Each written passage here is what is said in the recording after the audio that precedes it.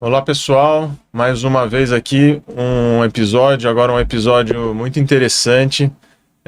Vamos falar um pouco sobre a parte oncológica, tratamento de pacientes com câncer, pacientes graves. Eu trouxe aqui um colega que está muito próximo a mim nos últimos anos e também até tinha pensado num nome, né, que interfere um pouco além da oncologia, que ele também mexe com a parte de espiritualidade. Eu achei muito interessante a gente também tocar um pouco nesse assunto. E com vocês aqui hoje comigo para a gente bate papo, Dr. Felipe Moraes, muito bem-vindo aí, vamos bater um papo do nosso dia a dia.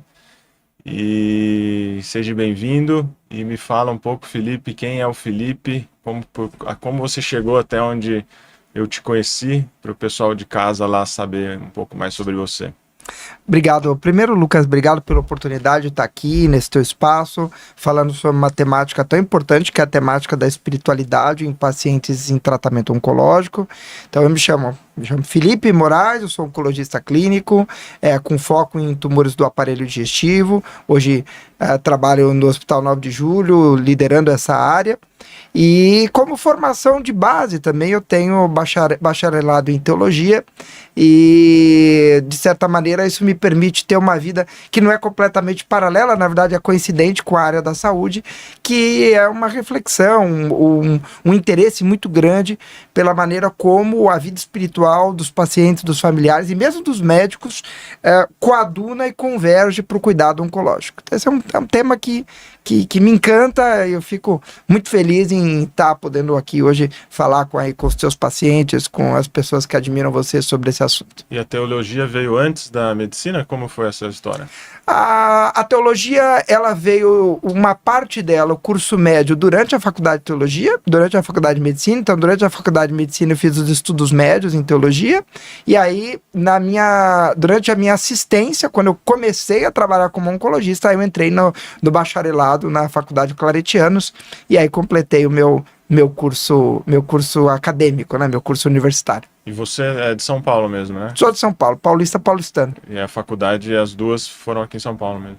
Eu fiz Escola Paulista de Medicina, foi a minha graduação, depois fiz clínica por lá, e aí migrei na oncologia clínica para a FMUSP, aí fiz Instituto do Câncer.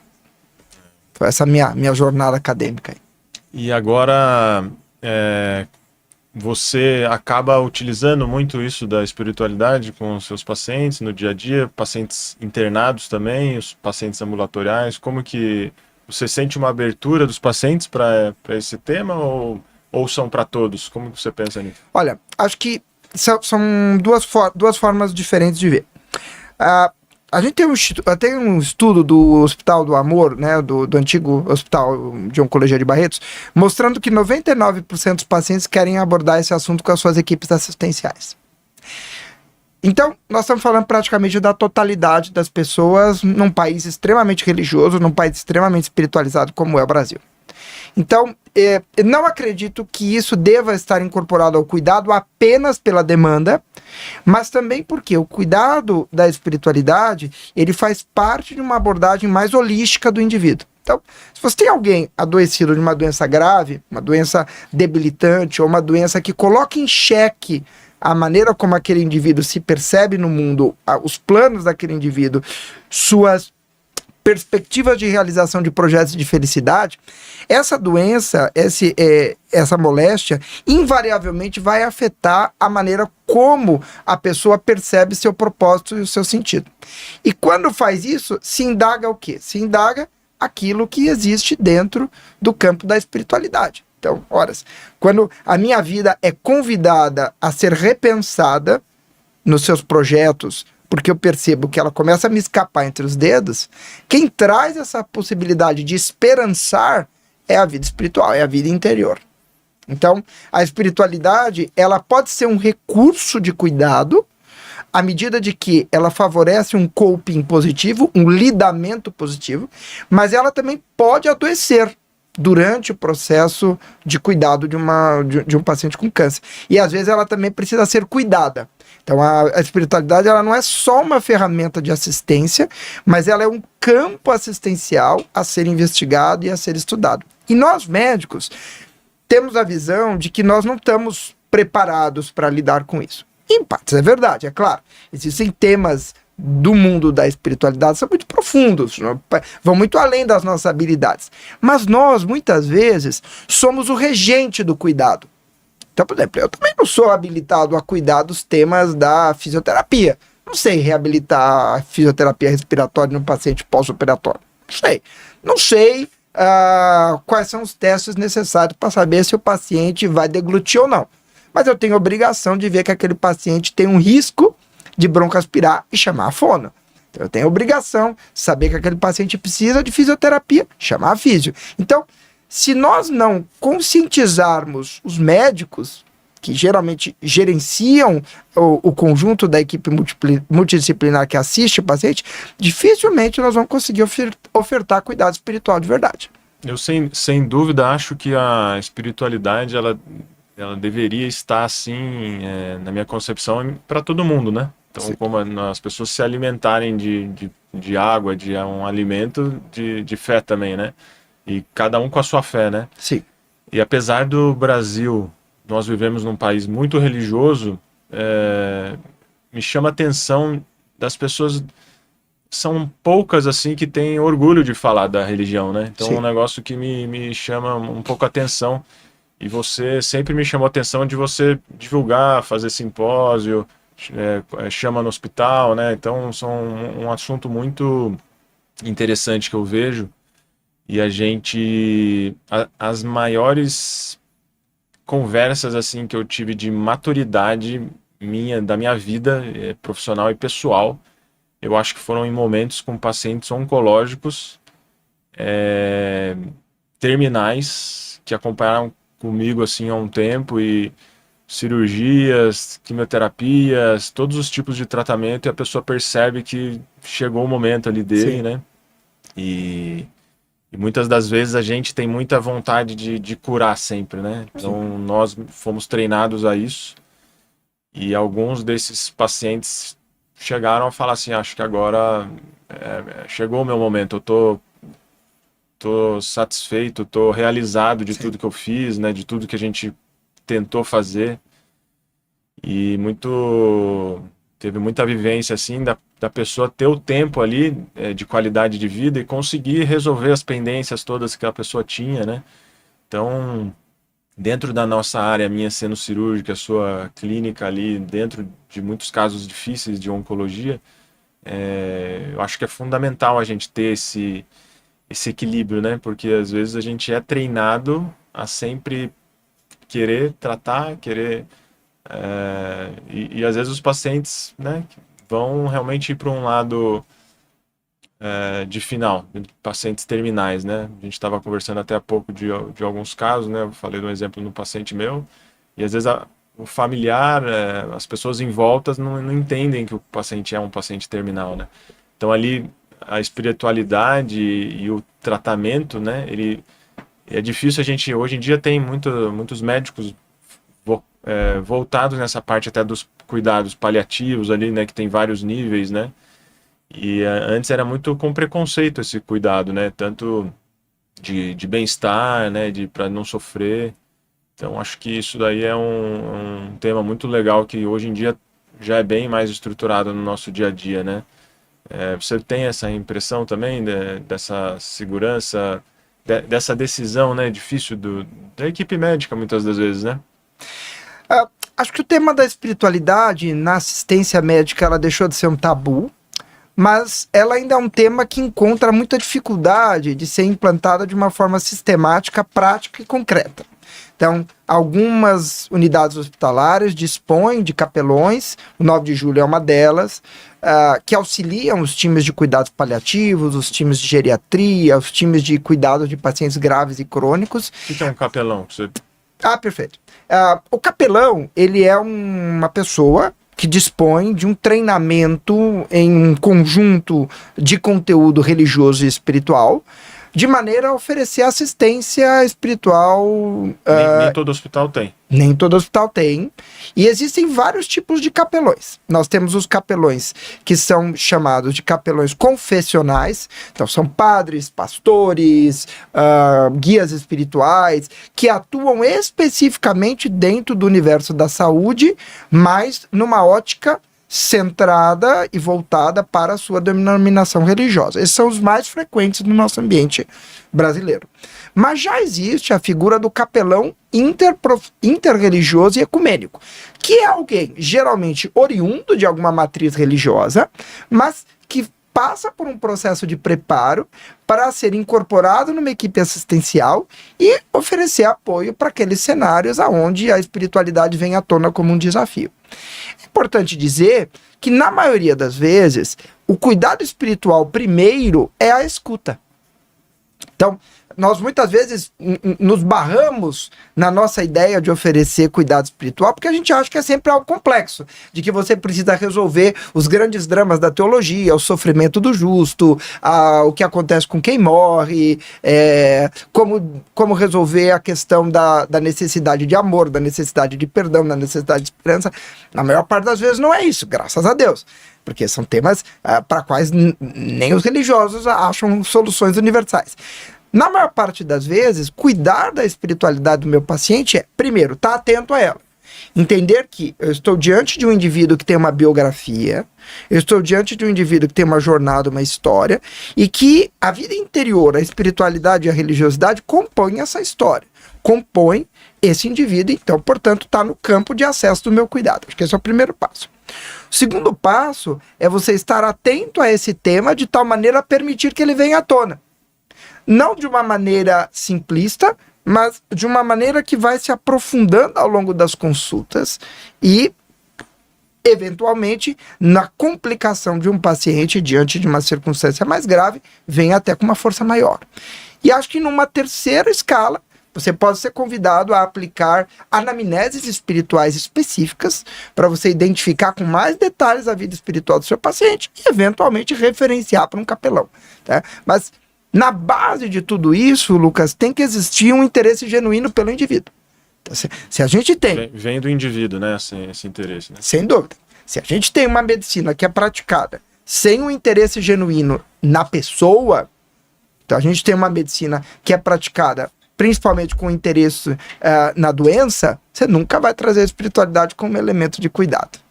Então, eu acho que esse talvez seja um grande desafio para a legião de novos médicos que nós estamos tendo por aí, que seja assim, como é que eu equilibro uma assistência cada vez mais corrida, cada vez mais demandante, cada vez mais organizacional, com um interesse genuíno pelas pessoas. Não perder essa ternura. Acho que esse talvez seja um grande desafio para todos nós. Como é que eu me torno um super profissional sem perder a ternura do interno? E o cuidado da espiritualidade, eu acho que de alguma maneira é um tempero que nos permite nos manter conectados com isso. Felipe, quando a gente fala em espiritualidade, a gente lembra ali religião. Sim. E a religião, a grande maioria das vezes, ela historicamente, ela leva, as pessoas até se matam e guerras e tudo pela religião. Como que você ali, você falou ali de cada paciente, ele vai sinalizar, vai dar uma abertura para você tocar em algum assunto, algum conforto, ou ter essa ternura de... E como individualizar dentro de cada tipo de religião esse respeito, né? Porque eu vejo algumas religiões que eles se vendem como muito respeitosos, mas para os mesmos. Entendo. E para fora dos deles até um preconceito, né? Eu já não, eu já tenho esse conceito, eu tenho o meu Deus, eu sei, eu tenho a minha religião, mas eu realmente não preciso ficar falando para todo mundo e muito menos ter algum tipo de preconceito, porque eu queria que todo mundo se tratasse bem, né? E todo Sim. mundo acreditando no mesmo Deus. Então essa maneira ali de lidar, né, entre a espiritualidade com a religião, né? Isso como que você tem levado? Eu acho que são dois tópicos importantes nesse assunto. Primeiro, a distinção técnica dentro do universo da saúde entre espiritualidade e religião. Espiritualidade para vários autores, é a busca de sentido e propósito por meio de uma conexão com uma fonte de sentido transcendente.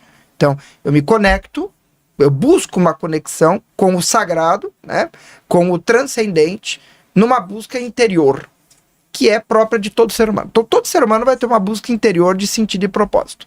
Aonde ele vai ancorar essa busca, aí é um outro ponto. O que é a religião? A religião é uma organização, né, histórica, social, da experiência espiritual de um grupo. Então a gente tem que tomar também muito cuidado para não colocar a religião como a irmã feia da Cinderela. Quando, na verdade, na maior parte das vezes, é só a estrutura de uma experiência religiosa. Uma sociedade, né? Se a pessoa nasceu num local, ele vai ter uma religião imposta ali. Mais ou menos isso.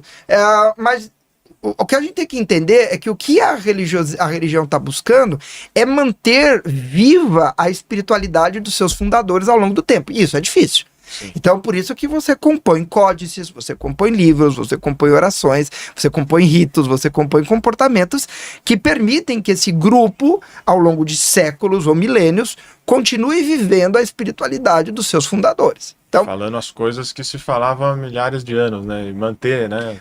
Mantendo ao menos a essência, claro que isso vai ser reinterpretado ao longo dos diversos cenários históricos, mas mantendo ao menos a essência daquilo que você tem como elemento fundante. Agora, como é que eu lido num cenário de tanta pluralidade religiosa como um hospital? Então eu vou ter evangélicos, católicos, espíritas, judeus e por aí vai. Acho que o primeiro elemento é ter um olhar muito claro sobre quem você é. Qual é a minha religião? Onde é que está os meus fundamentos como profissional? Primeiro, para que eu não tenha medo de me aproximar do diferente. Quanto mais inseguro eu sou com a minha religião, mais dificuldade eu tenho de lidar com a do outro. Esse é o primeiro ponto. Segundo, saber exatamente quem você é te ajuda, de certa forma, a não transferir para o outro aquilo que você pensa.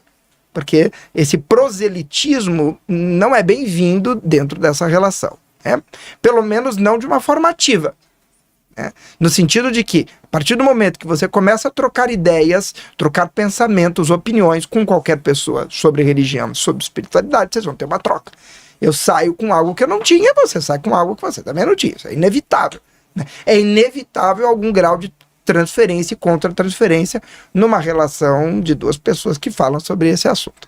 Então, o que a gente tem que perceber é que a religiosidade e a espiritualidade, elas são elementos individuais, sempre, evidente, mas existem eixos onde você vai encontrar elementos comuns. Por exemplo, necessidades espirituais. Existem 3 necessidades espirituais que são praticamente universais. Todos nós precisamos ser amados. Então, todos nós precisamos sentir que somos amados. Amar e ser amados. Essa é uma necessidade espiritual humana franca. As religiões vão se debruçar sobre esse tema e cada uma delas vão dar uma resposta a isso. Mas é uma necessidade universal. A necessidade do perdão. Todos nós precisamos ter a sensação de que perdoamos ou fomos perdoados. Você mesmo estava dando exemplo de pacientes que você cuida, quantos e quantos você pode dar testemunho de que, à beira da sua despedida, se reencontraram com filhos, com familiares e tudo mais, se reconectaram. E terceiro, todos nós precisamos de sentido e propósito para viver. É o que te faz levantar de manhã. Fala, Felipe, eu levanto para cuidar dos meus filhos, cuidar da minha família. Então, existem várias coisas que compõem o seu sentido e propósito. Então, essas 3 necessidades espirituais básicas, elas estão presentes em todas as religiões, de uma forma ou de outra. Né? Então, você consegue ir navegando nesses temas e trazendo do seu paciente o que ele quer partilhar com você. O quanto a doença afetou aquela necessidade dele. Né? E agora, começando a contar experiências, eu tenho uma paciente... Tinha uma paciente, ela já é falecida, que era mãe de 3 médicos. Ela era enfermeira, era casada com um médico e mãe de 3 médicos. Então, o que não faltava para ela eram médicos. E uma vez, a gente estava conversando sobre esse tema e eu perguntei para ela assim, o que significa para você o seu câncer? E ela me respondeu algo acachapante. Não, é o meu maior professor. Olha só. Aí te deixa derrubado na consulta. Acabou a consulta, né? Porque você queria ouvir tudo. É o meu inimigo, é o monstro que destruiu minha vida, que destruiu a minha estética, a minha apresentação pessoal. Meu maior professor. Por quê? A partir do momento que aquela mulher adoeceu de câncer, ela buscou uma ressignificação da vida dela, o quanto ela vivia a vida dos filhos. Imagina, os filhos eram acadêmicos ou residentes de medicina. Então ela via os caras 1 hora por ano. Né? Então ela teve que mudar isso. Ela mudou para São Paulo para estar perto dos filhos. Ela passou a cozinhar para os filhos, porque isso fazia sentido para ela. Ela passou a estar presente na vida dos filhos, porque percebia que o tempo era curto dentro da jornada dela. O câncer ensinou isso para ela. E veja, quando a gente fala que o tempo é curto, nós médicos, profissionais de saúde, nós temos um privilégio, que é aprender a percepção da transitoriedade da vida com o outro. Mas a maioria das pessoas acaba aprendendo sobre a transitoriedade da vida em si própria. Nem sempre precisa ter um câncer como professor para ensinar que você tem que fazer as coisas que você gosta, tratar bem as pessoas, aproveitar o momento. É isso. Hoje eu estava conversando com uma amiga nossa, hepatologista, aí ela me chamou no telefone: Felipe, como você tá? Eu falei: eu tô ótimo. Ela: mas você tá sempre ótimo. Eu falei: mas eu sou oncologista. Então hoje eu vi de manhã 22 pessoas muito doentes. Então, quando eu olho para isso, eu tenho que olhar para os meus problemas, que são muitos, não imagine que sejam poucos, mas eu tenho que relativizá-las e colocar onde eles estão. Porque senão, Lucas, a gente vai deixando ser contaminado por aquela reclamação cotidiana da vida. Isso tem muito, né? Eu vejo muito isso também. Você vai pedir: tem um copo d'água? Não tem um copo, só tem um xícara. Eu falei: putz, mas eu acho que pode ser a xícara, eu quero a xícara. Todo mundo bota uma coisa como se fosse negativa, como se não tivesse, né? Exato. Isso realmente é... Felipe, e o ateu? O cara que não tem espiritualidade nenhuma ou não tem nenhuma religião? Sim. Como que lida o paciente nessa situação? Esse é um tema mais delicado, mas vários autores, principalmente autores internacionais, se dedicaram à temática da espiritualidade ateísta. A primeira pergunta é se existe uma espiritualidade ateísta. Tudo vai depender do que você define como espiritualidade. Se você usar algumas definições que excluem o transcendente, então fala assim: a espiritualidade é uma busca de conexão e propósito onde quer que você a encontre. Bom, aí nós podemos falar de espiritualidade ateísta. E a espiritualidade do ateísta, ela vai se conectar aonde? Ela vai se conectar no legado. Ela vai se conectar no trabalho, ela vai se conectar na família, ela vai se conectar no propósito daquilo que ele realizou. Então, olha, doutor, eu tô partindo, né? Mas a minha vida tá ok. Eu deixei uma empresa para os meus filhos, eu criei meus filhos, eu fui um pai generoso, eu fui um bom patrão, e a minha vida foi um 3-1. Estou satisfeito com isso, estou partindo, e estou muito tranquilo com a ideia de que a vida se encerra. Agora, veja só. Ao ser humano, não é muito confortável a ideia de que a vida termina. Você pode dizer que lida bem com isso, mas pare para pensar quantas vezes profundamente você já refletiu de fato sobre a perspectiva de que a sua vida pode acabar. Eu acho que acaba sendo muito frequente nos pacientes oncológicos. Isso. No resto das pessoas, ninguém sabe quando vai ser. Tá lá no parque, andando de bicicleta com seus filhos, você tá lá jogando futebol com sua moçada, você vai pensar que a vida pode acabar. Mas nos momentos em que, por algum motivo, você é convidado a fazer essa reflexão, você percebe que isso é desagradável. Agora, por que o ser humano é o único animal que possui esse desagrado? Os nossos cachorros, nosso gato, os bichos, o ciclo de vida acabou, o bicho parte, ele não dramatiza isso. Nós sim. Porque nós temos uma necessidade de projetar a nossa vida para além. E quem dá essa possibilidade de esperançar para o além é a espiritualidade. Então, quanto mais a sua vida interior vai se constituindo e vai se consolidando, melhor você lida com a perspectiva da morte. Seja porque, no caso do ateu, você criou a ideia de que o legado que você deixa para trás justifica e valoriza a vida que você viveu, ou seja, no caso do crente, a possibilidade de você projetar de que a vida não encerrou. Eu falava isso com um colega médico antes de vir para cá. Para mim, como médico, o grande tema que rege a minha reflexão espiritual é o tema do sofrimento do justo. Por que pessoas justas Ou seja, pessoas que não fizeram nada de errado sofrem coisas terríveis. Então, por exemplo, quantos e quantos casos, Lucas, você como grande cirurgião que não atende meninos, moças de 20, 30 anos com tumores gravíssimos e a pessoa nunca fez nada de errado. Entenda como errado, nunca fumou, nunca bebeu, não cultivou hábitos terríveis e coisas aconteceram. Por que aconteceu comigo? Falam, né? É isso. Doutor, por que isso aconteceu comigo? Então, quando isso vem ao consultório, a pior resposta para se dar é a resposta técnica. Porque a resposta técnica, na verdade, ela é uma probabilidade estatística. Ela não é a resposta que o paciente está procurando. Então, eu sempre devolvo essa pergunta. Eu falo assim, vamos pensar juntos no que é que você quer que eu responda aqui. Então, para mim, o sofrimento do justo é uma temática espiritual universal e dentro da medicina é algo que deveria permear, inclusive, a formação do médico. Porque o conteúdo do nosso cuidado são pessoas sofrendo. O médico não cuida de ninguém que vai viajar para Paris. Ninguém que está planejando uma viagem para as Maldivas para nadar no sol do meio-dia. Normalmente você pergunta, como que você está? Se eu estivesse bem, não estaria aqui, É isso. Então, a nossa vocação primeira, isso também está mudando, né? Um monte de médico que gosta de cuidar de gente que não tem doença. Mas, é verdade. Mas a vocação primeira do médico é aliviar o sofrimento. Então, entender o sofrimento como um fenômeno humano na sua profundidade, eu acredito que seja uma habilidade médica muito bem-vinda. Esse perfil de paciente que sofrimento aí do justo, ou uma pessoa que não está ali com a vida resolvida e está no momento ali que vai ser terminal, ele sabe daquilo, a espiritualidade, acredito eu, sem dúvida, deve ajudar nesse do além, né? O que vai ser aqui depois do que a gente não tiver aqui, né? Sim. E comparado com aquela pessoa que não acredita em nada, não tem nenhuma espiritualidade, nem religião, né?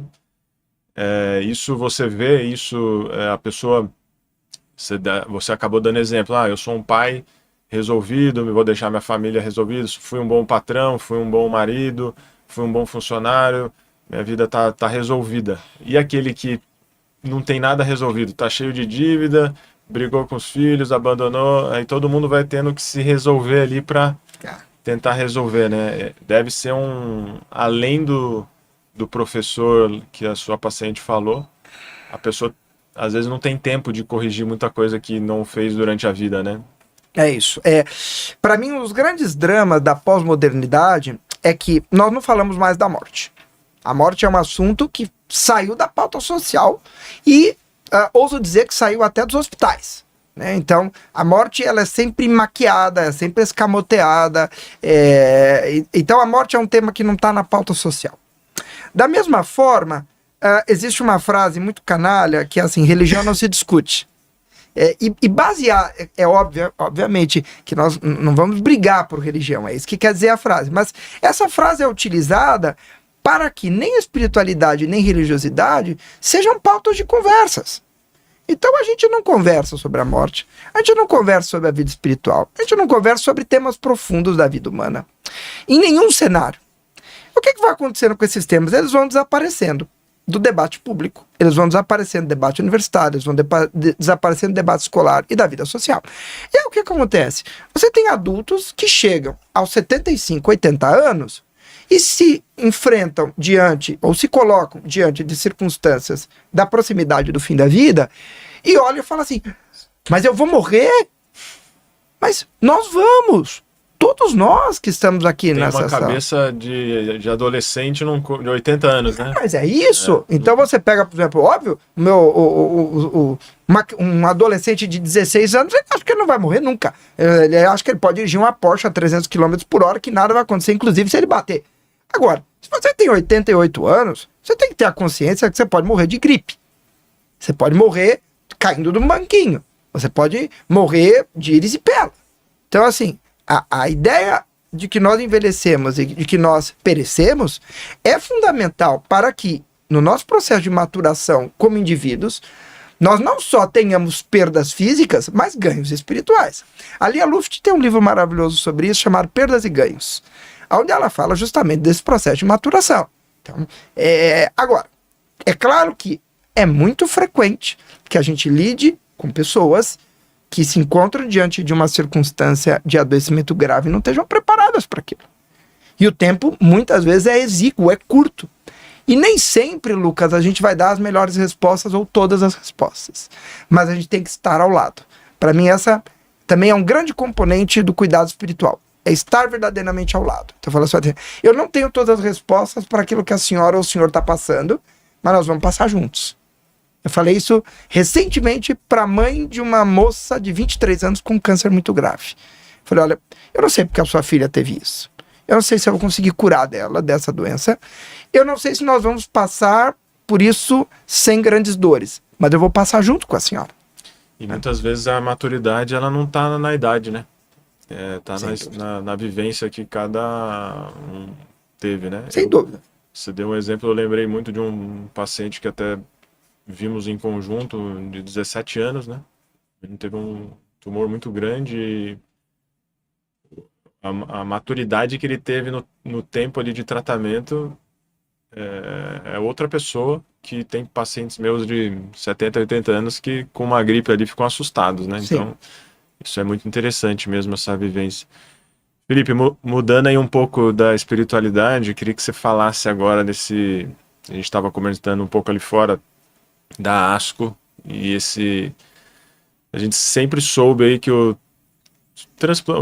os tratamentos, né, dos órgãos do aparelho digestivo ali temos alguns maiores vilões ali, né, o pâncreas, esôfago, colangiocarcinoma, e teve agora, né, nesse ano aí de 2026 na ASCO um plenário ali com 40 mil pessoas em pé aplaudindo um estudo, né, sobre um resultado aí de um projeto, de um trabalho que saiu no New England, né, no tratamento do pâncreas. Queria que você comentasse para a gente a sua experiência lá, nesse congresso, e o que realmente foi isso, essa novidade aí do tratamento do pâncreas.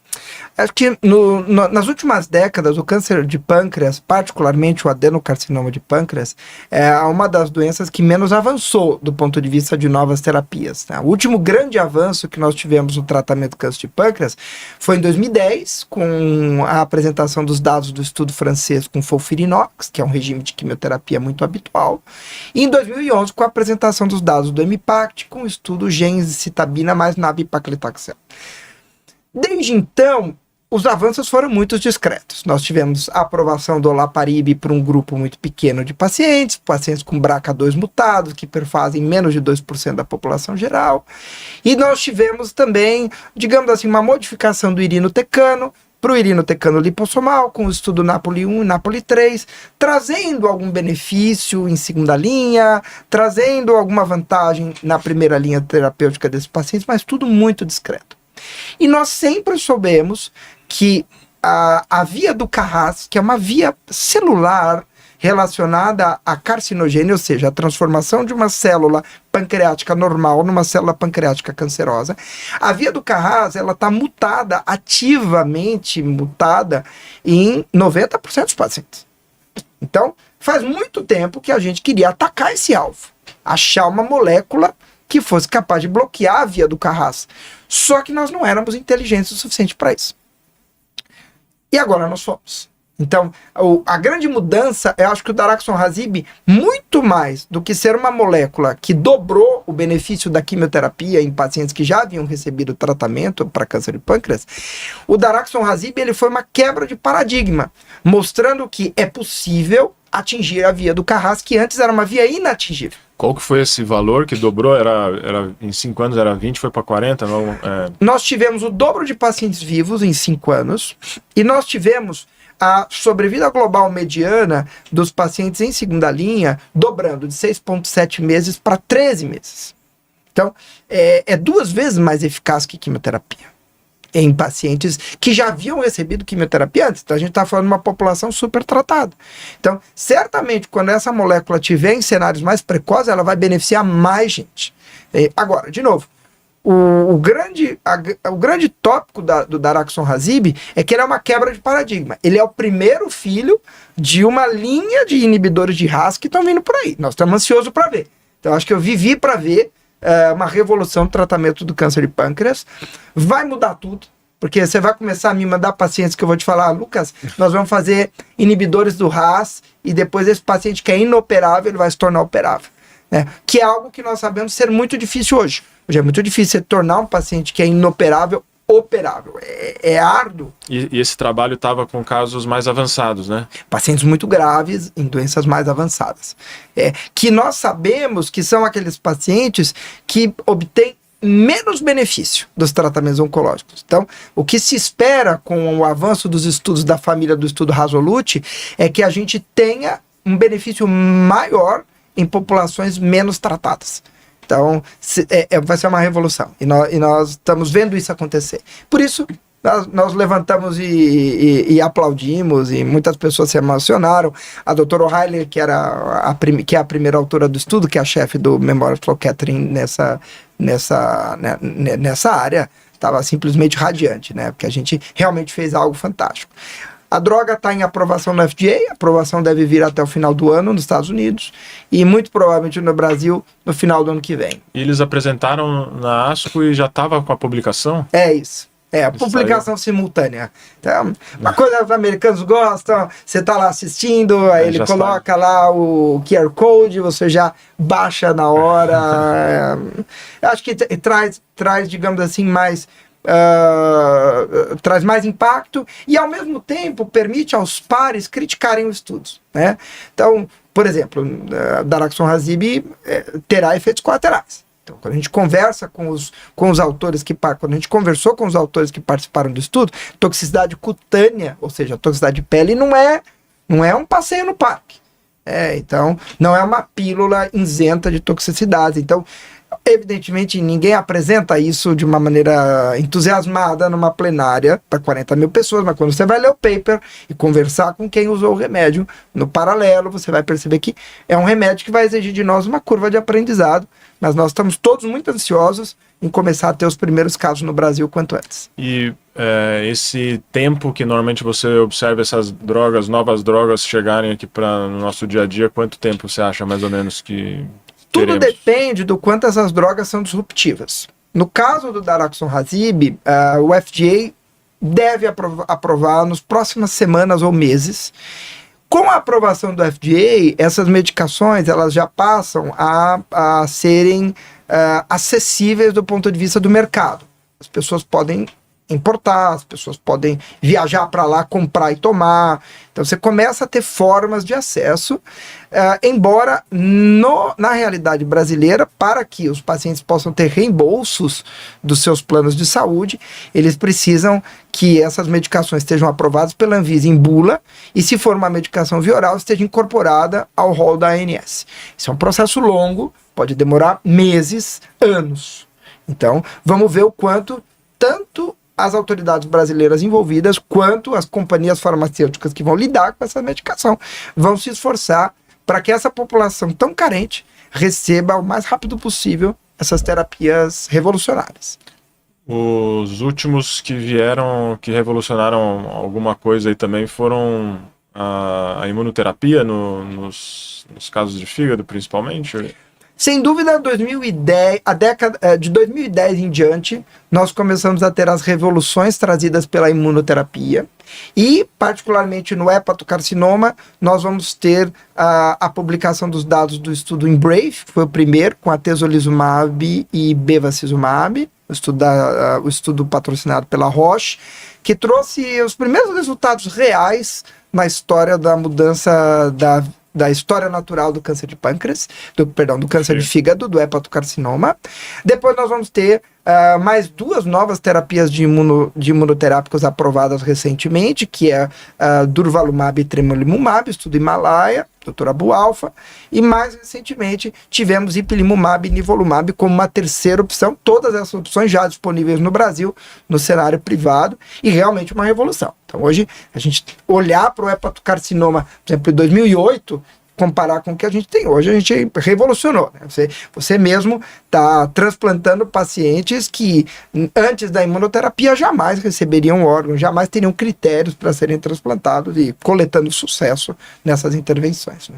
Esses casos da imunoterapia você comentou só no privado, isso não está regulamentado pela ANS e pela Anvisa no Brasil, no SUS? Infelizmente, nós ainda não dispomos dessas tecnologias dentro do cenário do serviço público no Brasil, infelizmente. Mas para o carcinoma hoje só o sorafenib? Sorafenib em algumas realidades, mas talvez para a maior parte a gente tenha acesso. Infelizmente, em algumas regiões do Brasil, ainda carente de qualquer tipo de terapia eficaz, infelizmente.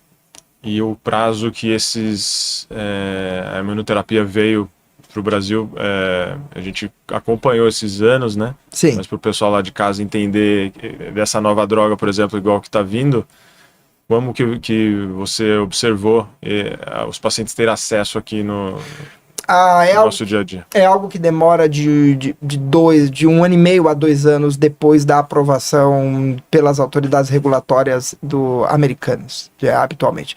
Esse processo ele é heterogêneo.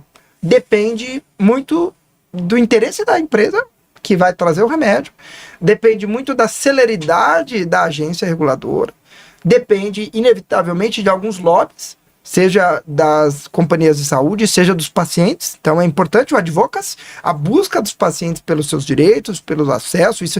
Isso é muito poderoso fora do Brasil. No Brasil nós temos ONGs, nós temos grupos que lidam com a advocacy para tentar acelerar o acesso a esses pacientes, mas é um tema ainda muito complexo, muito espinhoso. Felipe, eu sempre comento assim da importância da equipe multidisciplinar, né? Então, nós trabalhamos juntos, tem o pessoal da radiologia, o pessoal da intervenção, tem o cirurgião, tem o clínico, tem o pessoal da UTI, né? Com o avanço desses medicamentos que a indústria fatura muito, mas investe muito também, você acredita que em algum momento essa equipe multidisciplinar ela vai estar cada vez menor e mais clínicos prescrevendo os remédios que vão tratar e curar em todos os níveis, ou ainda sempre vai ser necessário ter um radiologista ali para fazer uma ablação, outro para fazer um stent, um outro para fazer uma ressecção? Daqui a 10 anos, como que vai estar esse cenário da equipe multidisciplinar? A minha impressão é que as reuniões multidisciplinares vão ser mais importantes. Por quê?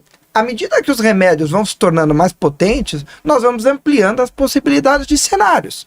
Então, por exemplo, se você traz hoje para a reunião multidisciplinar um câncer de pâncreas metastático hoje, a reunião é uma reunião curta. Nós vamos discutir o melhor esquema de quimioterapia, o time da nutrição vai dar suas orientações, o time cirúrgico vai falar que aquilo não é operável, o time da radiologia vai mostrar para a gente os pontos de reparo anatômico e é por aí. Acho que no futuro, à medida que nós tivermos terapias cada vez mais eficazes, nós vamos ter pacientes metastáticos que nós vamos operar. Então, eu vou começar o tratamento sistêmico e essa reunião vai voltar para o board. A gente via muito isso no colo retal, né? É algo que a gente já faz em câncer colo retal. E nós vamos fazer, nós estamos fazendo mais em fígado. Você vê, há 10 anos... Começou no pâncreas. Há 10 anos atrás, os oncologistas nem iam na reunião do fígado. Porque a gente não tinha o que fazer lá. Porque a maioria dos pacientes eram cirróticos graves, que navegavam dentro do universo do hepatologista. A única terapia disponível era o sorafenib, que os hepatologistas tinham um bom manejo disso. E os transplantadores e cirurgiões hepatobiliares. Então, o oncologista sobrava nesse debate. Hoje o oncologista está incorporado nas reuniões multidisciplinares de transplante, por exemplo. Aí a onco vai fazer o quê?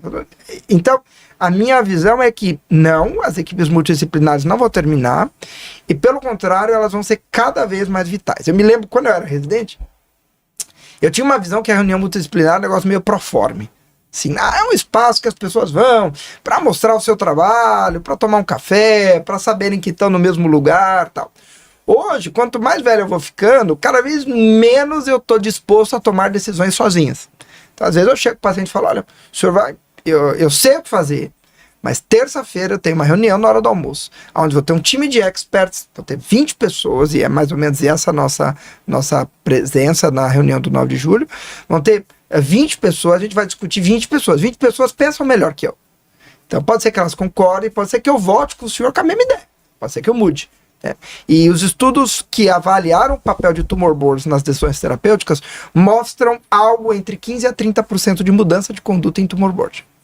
E isso eu acho que é algo que a gente vivencia de fato na assistência clínica aos nossos pacientes. Eu lembro, você falou da época da graduação, me veio na cabeça também, eu no final da graduação e no início da residência, me marcava muito, assim, 20 anos atrás, né? Fazia laparotomia, o paciente tinha qualquer lesãozinha no fígado ali, fechava com uma incisão grande, porque não tinha o que fazer, né? Sim. Hoje em dia, a monstruosidade das cirurgias que são possíveis, né? E os pacientes ficarem curados, né? Com a citorredução, a IPEC, é impressionante, né? Queria que você finalizasse para o pessoal entender esse tumor board que você vem fazendo no 9 de julho, e muito bem, já o que, uns 3, 4 anos? 4 para 5 anos. Como já. que funciona isso? Você falou dessa decisão importante, né? Então tem 4 anos que semanalmente a equipe multidisciplinar vem conversando, discutindo casos selecionados, né? Que não são mais duvidosos. E a equipe em conjunto toma a melhor conduta para o paciente, né? É isso.